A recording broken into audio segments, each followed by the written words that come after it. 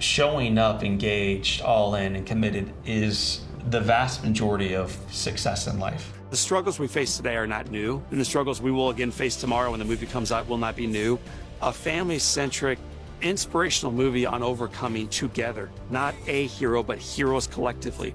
The time for that is now, and it's always now.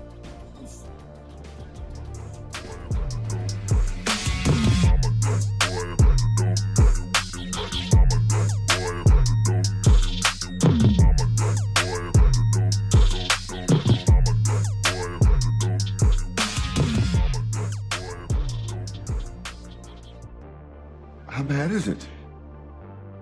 He has burns to 100% of his body. I'd say he has less than 1% chance of surviving. It's a story of unsung heroes. Kid, listen to me. You're going to live. He should have died that night. The triumph of the human spirit, it makes one weak in the knees. I think I'm gonna call you, Boy, short for Boy Wonder. It's not about celebrating a character. It's about characters stepping up and making a difference for others. I make inspirational movies, Soul Surfer, Miracle Season, Spare Parts. On Fire was a whole different way to go. It was about a parent's worst nightmare. A kid getting burned head to toe, 100%, gonna pass away, and a miracle happened. True stories show true heroes. People who have really been through, tragedy and have found triumph. I don't mind the pain, as long as it gets me home. His mother made him take piano lessons. I mean, who, when your fingers are amputated, makes you do piano lessons? And all of that paid off. John, at such a young age, got such a setback, and it didn't put a hitch in his step at all. He's happy and hopeful. He's got unbounding faith. I'm John. Beth. Do you like to dance, Beth? No, but I will. Okay. It's not just about physical scars. We all have scars. We all have broken pieces and broken parts that we don't want anybody to see, that we are ashamed of. Why would a man who can't hold a hammer choose to be a contractor? I guess I like to just see houses for what they can be, not what they are. I knew 10 pages in I was going to say yes. I was so surprised at how touching it was. I want to be honest with you guys. I'm terrified. Very rarely do you come across genuine, inspirational, motivational human beings who from their heart emanate everything that they talk about, and that is who John O'Leary is. It would be so easy for John to accept a victim mentality. He rejects it at every turn. John is active every day in his life. He's not just out of bed, he's awake. It's becoming clearer and clearer every single day we shoot. Things happen that we could not have designed, but it's farther validation that miracles still happen and the best is yet to come. It's about resilience, it's about hope, it's about faith, community. The struggles we face today are not new, and the struggles we will again face tomorrow when the movie comes out will not be new. A family-centric, inspirational movie on overcoming together, not a hero, but heroes collectively. The time for that is now, and it's always now.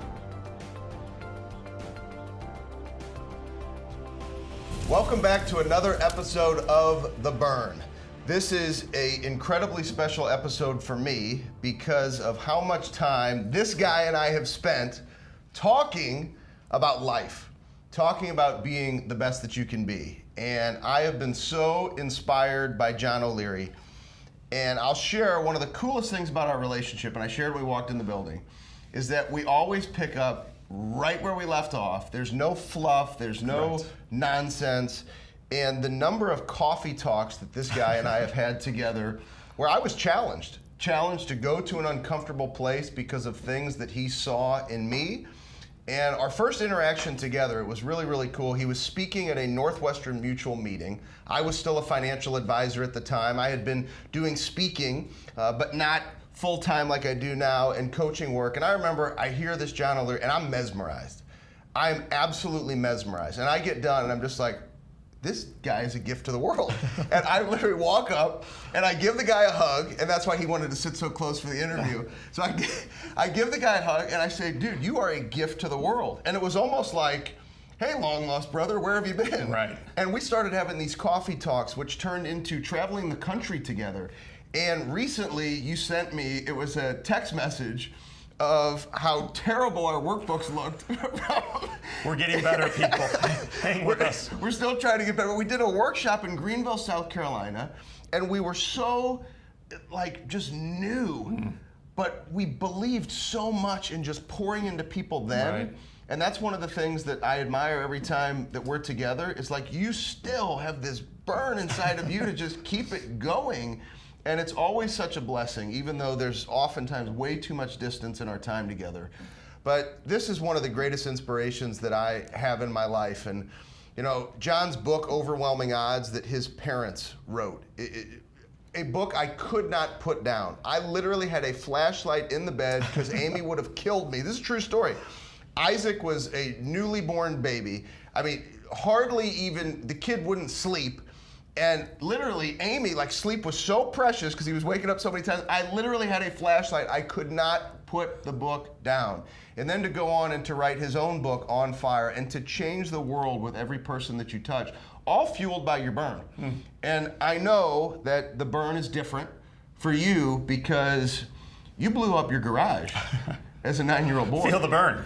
And at 9 years old, you know, John was playing with fire and blows up the house, and he was burned on 99% of his body. The first night he was given a 0.5% chance of making it through the first night. And so I would love for you to provide a little bit of insight on what that was like for you, because I think so many times, and we have people who just, they're holding on to their fears, their doubts, their uncertainties, their pain, rather than shifting their perspective and counting their blessings. Right. And that's one thing for you. You don't make excuses. You count your blessings, which are all on these walls. And I just couldn't be any more excited to just go deep with you. None of this fluff stuff, but to go deep. And so I'd love to hear from you what's on your mind and what it was like as a 9-year-old boy and how that fuel continues to just burn and burn and burn inside of you today in the most positive way that the world could experience. Well, first of all, just congratulations on the pivot in your life and on doing it for the right reasons. I'm aware of it, and I'm not alone. It's why you keep growing, why you keep touching lives, and why I know your best days are in front of you, Ben. It's what I saw in you 10 years ago and what I see in you still today. As far as when I got burns myself, it was age 9. Like you mentioned, 99% of my body damaged. 87% was 3rd degree. Less than a 1% chance of surviving the first night. And then the doctor added onto that by saying, and those odds will never go up. So it's not a matter of, well, if he gets through the first night, that's the danger field. No, it's done. It's just done. And I remember even as a child knowing that it was done, I had kind of a conflicting ideas going on in the back of my mind. Number one, I was terrified about how my father would react because I just blew up his house. And I knew the old man was going to be furious. I knew I let him down. I knew he was at the office. I knew he'd come home, see what I did, and kill me. So if the fire didn't kill me, Dad was going to do it. Like, done. And he walks into the room, and in my office I have a picture of the prodigal son. But he walks into this emergency room, he comes right over to me, points down and says, John, look at me when I'm talking to you. So now he's got my attention, I know I'm done. And then he says, I have never been so proud of anyone in my entire life. And my little buddy today, I am so proud to be your dad. And then my dad goes, I love you, I love you, I love you. And Ben, I crossed my arms and shut my eyes. And I remember thinking, oh my gosh, nobody told my dad what happened. The old man doesn't know, man. Maybe I can get away with it. And yet he does know. And so there's this grace and there's this love element. And then right behind my dad comes my mom. And this is the turning point for me. And you have a connection with your mother too. And it's one of my favorite stories to think about, and the way she influenced your life and how she continues to influence your life. Well, me too. My mom influenced my life at age 9. When she walks into this room, she takes my right hand in hers, pats my bald head, and then she goes, I love you. And for me as a kid, that's when I realized it was serious. Like before that, I thought it was all about the material, like the house or my skin might get damaged. Like it wasn't about like life and death. It was just this stuff out there. And so I realized finally, like, this is serious if they're both saying this. So I looked up at her and I said, Mom, knock it off with the love. Am I going to die? And I assumed she would say, no, you're not going to die, please. You're going to be fine. And instead, she took my hand in hers. She patted back my balding head. And then she goes, John, look at me. I look up at my mom and she goes, do you want to die? I go, no, Mom, I don't want to die. And she goes, then take the hand of God, you walk the journey with him, and you fight like you never fought before. And so on January 17th, 1987, as a 9-year-old kid with my father on this side, my mother over here, a little boy literally burned on his entire body, decided to take the hand of God, quit making excuses, back to your earlier point, and trust that tomorrow's going to show up if you're bold enough to fight for it. It was a fight that started on January 17. It took 5 months of hospitalization. It cost amputation, dozens of surgeries, years of therapy, and the fight continues. The burn continues, but it is worthy. You know, like the thing you're going through, as you go through it, it's worth it. And I have always found, these are great successes all around me right now, great. I learn an awful lot more from my failures, from my tragedies, from the adversity, from the long nights of the soul than I've ever learned climbing some mountain or high-fiving someone at the top. I learn a lot more through my failures in life than I do from my successes. So I've been fortunate because I've learned an awful lot through many failures, not just the fire, but many that have followed. And part of what fuels me forward is that burn. It was with me as a kid, it's with me as a man. I think one of the amazing things is how God has put people in your life to make sure that that burn didn't go out and to challenge you in the most uncomfortable times. And you see it on this wall, you see it on that wall, and you see the blessings of your absolutely beautiful family. And I want you to talk to us about Jack Buck. You know, Jack Buck, one of the greatest announcers of all time, right? I mean, people outside of Cardinals Nation know Jack Buck. I mean, Hall of Fame broadcaster. And you talk about it's not about you. It's about something bigger than you. And story after story that you've told me, just all these people that God has made sure were in your life at the right time to help you realize you can keep fighting, and this is not about you. And Jack Buck, to go into the Hall of Fame, and when you go into the Hall of Fame, you get one baseball. Right. And Jack Buck gave you that baseball. Right. Bad decision by Jack. I don't know, what did you say? You made a mistake. Made many mistakes. That was one more. But the reason why is because of what he did for you and the relationship that you built. So tell us about that. Awesome. I will, and I'm going to back into it. You talked about the value of people, touching people, and elevating their lives. So I met Ben, randomly comes up, gives me that goofy hug and says, you know, you are a gift to the world, brother. And it was like a wrestling move as he picks me up, and I'm like, oh. So there's my workout for the week. And then we stayed friends after that. You introduced me to friends of yours in Greenville, South Carolina, where you and I spoke. We met a guy there named Steve Grant. Steve Grant's picture is behind me on this podcast wall, because what neither Ben nor I knew when we were speaking in South Carolina was that 8 days earlier, Steve Grant lost his second son to an overdose. He lost his first son 3 years before that to an overdose. He was done with work, he was done with life, and then in step John and Ben, reminding him that God uses everything for a purpose bigger than we can fathom, but you gotta keep moving, you gotta say yes. That guy behind me on this wall is saying yes, and he's now teaching kids in high schools around the world about the value of their lives and about the value of making the right decisions, because he showed up for that event, because he heard your story, he heard what your mother did through her story, and he was reminded that his story's not over yet. So one by one, we changed the world. Jack Buck was certainly that proof for me. I was introduced to Jack first as a child. He's a broadcaster for the St. Louis Cardinals. I love the baseball team. I love the Cardinals. I love Jack, but I never met him, Ben. I got burned on a Saturday, and by Sunday afternoon, I'm stretched out in a hospital bed dying. I can't see, I can't move, I can't communicate. There's a trach, but I could hear. And into this darkness, and that's a great metaphor, but into this darkness steps the one thing I would actually recognize, which was the voice of the Cardinal great announcer, Jack Buck. And he says to me, kid, wake up. You are going to live, you are going to survive, keep fighting. John O'Leary Day at the ballpark will make it all worthwhile. And then he goes, see you soon. And he walks out. He is told by the doctors and nurses that the little boy is going to die. Like, no reason for hope here.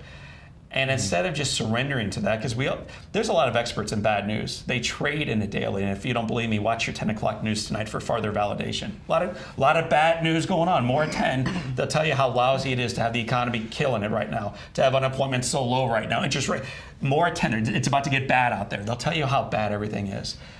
Jack Buck heard how bad everything was. And instead of just saying, "No, I guess that's it," he went home, he asked the question, "What more can I do?" And the following day, there's a little boy named John O'Leary dying in a burn center bed. And this man feels the burn to go make a difference for something bigger than himself. He shows up in my life one more time, tells me that I'm going to make it, tells me we're going to have John O'Leary Day at the ballpark, gives me a goal worth fighting for, leaves, and then he comes back the following day. It's not a transaction or a drive-by. It's a relationship. And relationships take time. That's why you and I can pick right back up. We don't see each other every day, but the relationship has formed. The foundation is firm. Let's go. Jack formed that relationship over time. He takes me to John O'Leary Day at the ballpark. He starts sending me baseballs because he learns I can't hold anything with my hands. And each baseball came with a note that said, "Kid, if you want a second baseball, write a thank you letter." So I do once, and then I do a second, then I do a third. By the end of that summer, I'd sent 60 thank you letters to Jack Buck, to 60 various ball players, thanking them for signing letters and balls for me, teaching a little boy with no chance at life how to not only survive but live. Went back to grade school, high school, college, and graduation night he shows up with that package you referenced. He gave me the crystal baseball, and the note on it, Ben, said, "Kid," I'm not sure he ever called me John once, "Kid, this means a lot to me. I hope it means a lot to you too. Enjoy, it's yours. This is the baseball I received when I went into the Hall of Fame. It's made of crystal. It is priceless. There is one like it in the world." And then he goes, "Don't drop it." And he hands me that baseball, and those are the last words he spoke to me this side of eternity. And when he handed them to me, Ben, I'm a 22-year-old college drunk, unemployed, misguided, non-directional, no clue to in my life, no real confidence in my life, never dated in my entire life kid.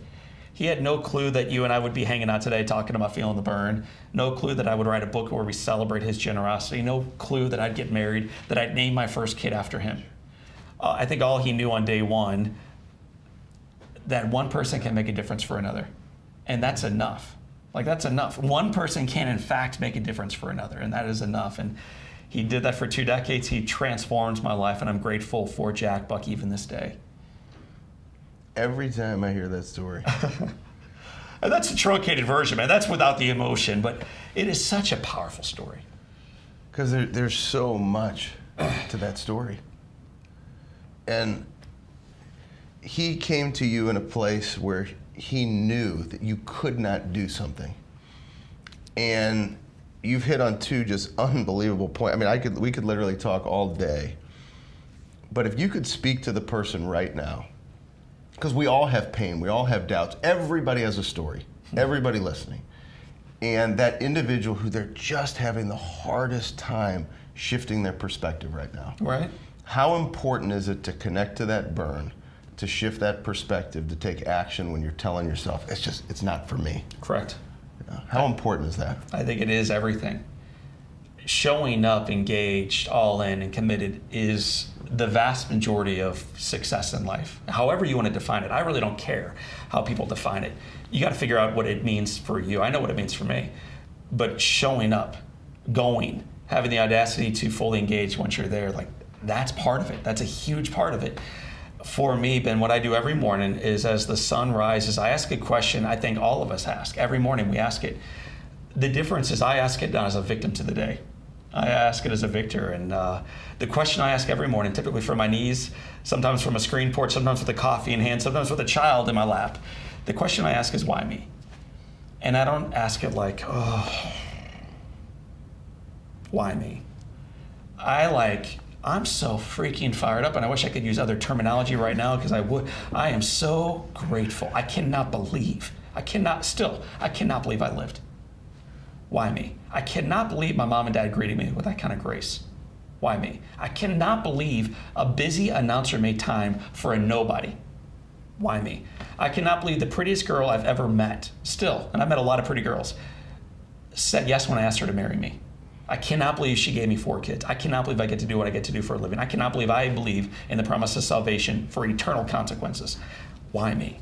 So I am the luckiest guy in any room that I walk into, but I hope you come up to me and everybody paying attention to the burn comes up to me and says, I'm going to challenge you on that. Because every day since I watched that episode with Ben Newman, I've been asking why me too. And my list is longer than yours, O'Leary. Let's go. Let's talk about it. My list is pretty long because I take inventory of what I got. Most of us are expert at taking inventory of what we don't have. Our crappy parents, where we were born, the challenges we face, our amputation, our lousy president, or the lousy president before this one, or a horrible government. Like, pick your poison for the day. Everybody's got it. They love to complain about it. They trade in it. I trade in joy. And joy is sustaining. It is life-giving. It is contagious. It is contagious. And it's good, and it's true, and it served me well. And the cool thing is, it now is serving others well. So I'm trading in that. So that's my first question to those who are struggling themselves. Like, me too. My days aren't perfect, but they're good, and they're getting better. The second question I ask is, who cares? And this was where I feel the burn. Who cares? Many of us ask it like this. Oh, like, who cares? I guess I'll just stay at home today. It doesn't matter anyway. Well, I know for a fact it does matter. I've been influenced by those who decided to care.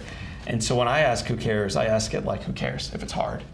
Or I don't know what to say next. And I usually don't. That's why I'm stuttering over these words. Or I don't feel like I'm qualified to speak to that audience or this audience. Or I'm tired from being on planes all week long. You know what? Who cares?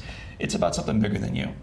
And so that eventually feeds into what my mission for life is. And if you ask the question, who cares, and answer it, you ultimately come up with the answer, I choose to thrive because. I choose to care because.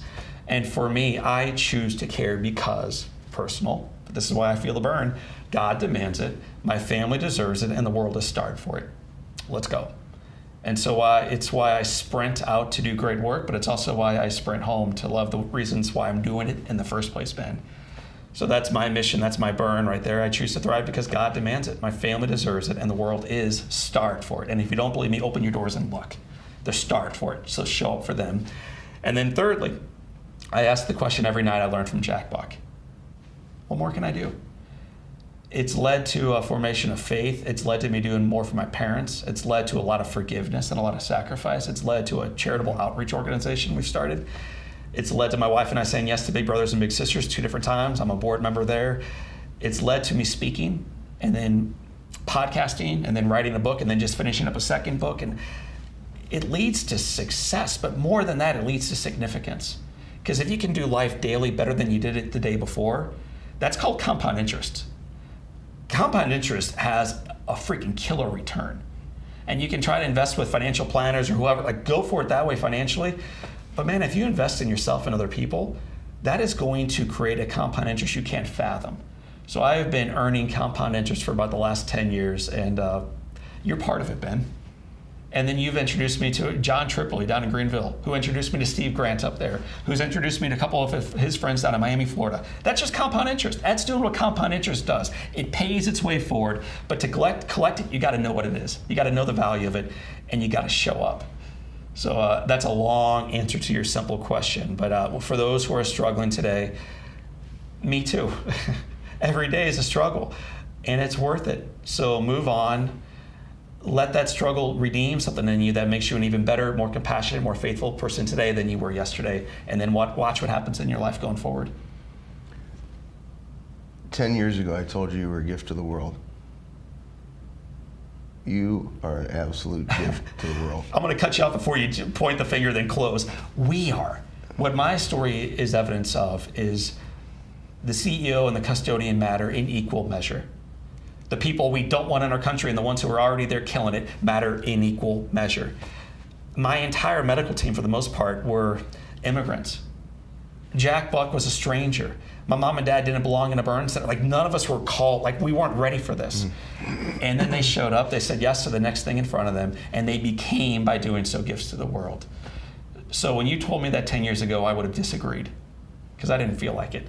Now I know you're right, but I know you are too. And I know Grant, who's capturing this all right now, is too. And I know all your listeners, every one of them, all tens of thousands, hundreds of thousands, they are too.